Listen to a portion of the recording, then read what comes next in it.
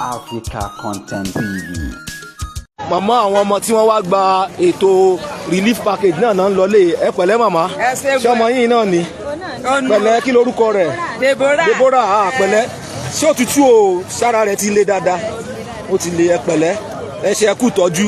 Ọlọ́run fún yín wò ẹ ṣe àdúpẹ́ àmọ́ lóore Ọlọ́run àdúpẹ́ lọ́wọ́ àmín òun náà lẹ́ ń rí ní ojú ìran wa àwọn èèyàn wa tí wọ́n wá ń gba relief package ní nírọ̀lẹ́ ní wọ́n sì wá gba ohun ẹ̀bùn tí àwọn èèyàn tí wọ́n pèsè fún wọn láti relieve wọn òun náà lẹ́ ń wò lójú ìran wa yìí gbogbo àwọn èèyàn wa láti Yáwọ́ta Ẹ̀sìn Ẹ̀lẹ̀ Àhóró Dàda gbogbo àwọn Oriire attacks àwọn náà lẹ́ ń wò ní ààfin Ògbómọ̀ṣọ́ yìí.